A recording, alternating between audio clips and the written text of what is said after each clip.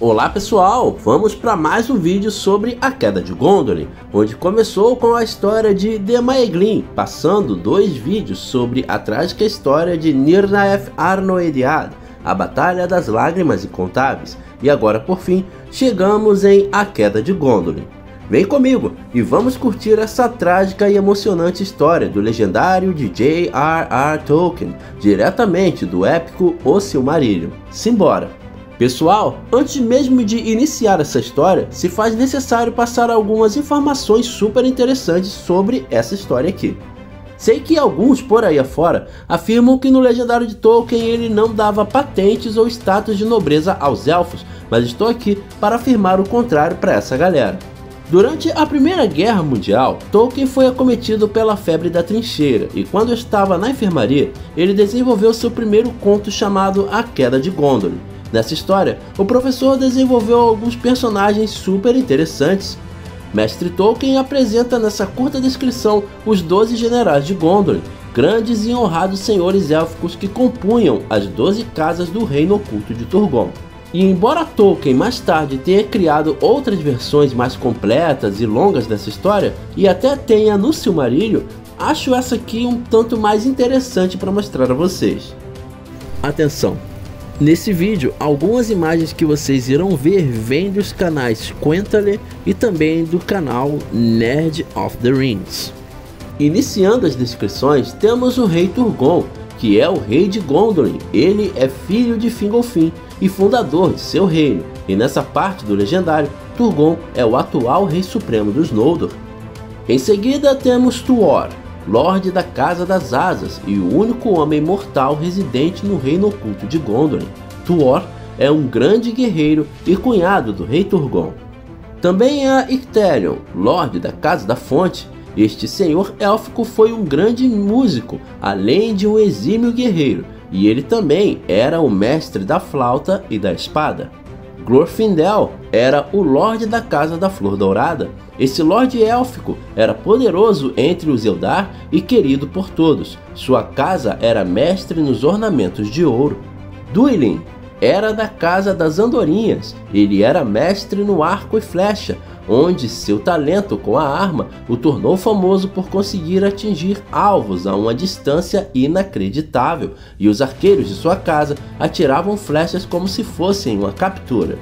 Rogue era Lorde da Casa do Martelo da Ira, e sua casa possuía os melhores ferreiros de Gondolin, além de valorosos guerreiros que empunhavam poderosos martelos de guerra. Egalmoth era o Lorde da Casa da Arca Celestial.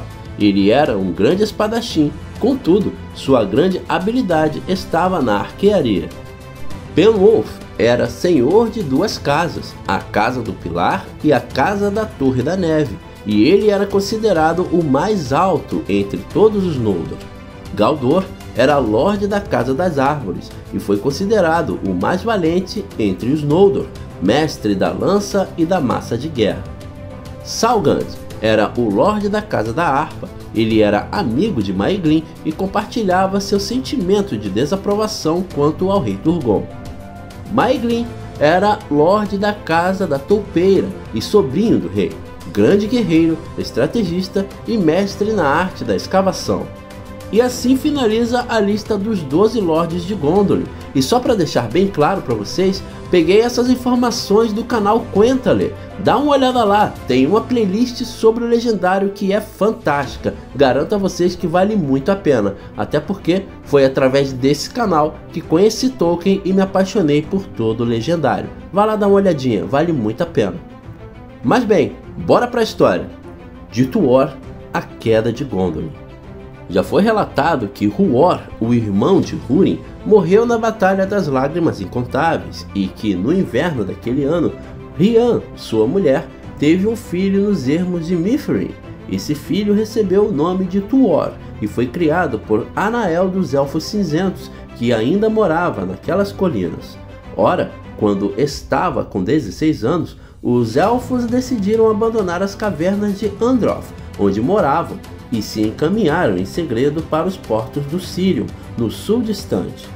Foram, entretanto, atacados por orcs e orientais antes de conseguir fugir, e Tuor foi capturado e escravizado por Lorgan, chefe dos orientais de Hithlum. Durante 3 anos suportou a escravidão, mas ao final desse período fugiu e, voltando às cavernas de Androth, morou ali sozinho e causou tantas perdas aos orientais que Lordan pôs sua cabeça a prêmio. Depois de Tuor ter morado assim na solidão como proscrito por 4 anos, Ulmo, tendo escolhido Tuor para instrumento de seus desígnios, instilou em seu coração o desejo de deixar a terra de seus pais. Deixando mais uma vez as grutas de Androth, Tuor cruzou Dor Lomin na direção ocidental e descobriu Anon Engelef, o portão dos Noldor, que o povo de Turgon construíra quando morara em Nevrast, muitos anos antes. Desse local, um túnel escuro seguia por baixo das montanhas e dava em Cirith Eniac, a fenda do arco-íris, através da qual uma água turbulenta corria na direção do mar ocidental. Foi assim que a fuga de Tuor de Hithlum não foi notada nem por homem, nem por orc, e nenhum conhecimento dela chegou aos ouvidos de Morgoth.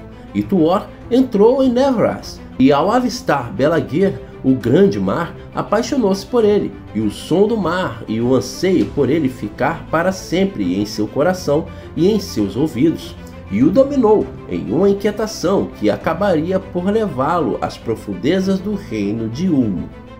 Permaneceu em Nevrast sozinho, e o verão daquele ano passou, e a sina de Nargothrond se avizinhou. Contudo, quando veio o outono, ele viu 7 cisnes enormes voando para o sul, e soube que era um sinal de que ali havia demorado demais. Foi assim que chegou aos palácios abandonados de Vin-Yabar, aos pés do Monte Taras. Entrou e lá encontrou o escudo e a longa cota de malha, bem como a espada e o elmo que Turgon ali deixara por ordem de Ulmo, muito tempo antes. E ele se guarneceu dessas armas e desceu pelo litoral. Caiu então uma forte tempestade, vinda do oeste, e dela ergueu-se em majestade Ulmo, o Senhor das Águas, que falou com Tuor enquanto este estava junto ao mar. E Ulmo lhe ordenou que partisse daquele local e saísse em busca do reino oculto de Gondolin. E deu a Tuor um grande manto que o envolveria em sombras para protegê-lo dos olhos dos inimigos de manhã. Porém, quando a tempestade passara, Tuor deparou com um elfo em pé ao lado das muralhas em Vin-Yabar. Ele era Vonroe, filho de Aranwë de Gondolin, que partira na última embarcação enviada por Turgon para o oeste. No entanto, quando esse barco, retornando à final dos oceanos profundos, afundou na forte tempestade, à vista do litoral da Terra-média, Ulmo o alçou somente a ele entre todos os marinheiros e o lançou à terra perto de Vin-Yabar. E ao saber da ordem dada a Tuor pelo Senhor das Águas, Voronoi encheu-se de admiração e não se recusou a orientá-lo até as portas ocultas de Gondolin. Partiram portanto daquele lugar, e à medida que o inverno mortal daquele ano se abatia sobre eles, vindo do norte, seguiam com cautela para o leste, acompanhando os sopés das montanhas sombrias. Finalmente chegaram em sua jornada às lagoas de Ivrin e viram com tristeza a profanação ali provocada pela passagem de Glaurung, o dragão.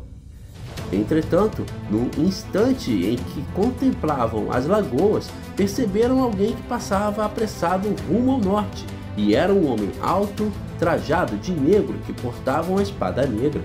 Não sabiam, porém, quem ele era, nem tinham notícia de nada que houvesse acontecido no sul, e ele passou pelos dois sem que dissesse uma palavra. E afinal, pelo poder que Ulmo lhes havia conferido, chegaram à porta oculta de Gondolin, desceram pelo túnel, chegaram ao portão interno e foram tomados prisioneiros pela guarda. Foram então levados a subir pela profunda ravina de Orthanc-Ecor, bloqueada por 7 portões, e apresentados a Ecthelion da Fonte, o guarda do enorme portão ao fim do caminho escarpado. E ali Tuor tirou o manto, e pelas armas que portava de Vin-Yabar, ficou evidente que ele era com efeito o enviado de Ulmo. Então Tuor contemplou o belo vale de Tumladen, engastado como uma pedra preciosa verde no meio das colinas circundantes, e viu ao longe, sobre a elevação rochosa do Amon Guereth, Gondolin, a esplêndida, a cidade dos 7 nomes, cuja fama e glória é a maior em verso de todas as moradas dos elfos nas terras de cá. Por ordem de Ecterion, nas torres do grande portão soaram clarins que ecoaram pelas colinas.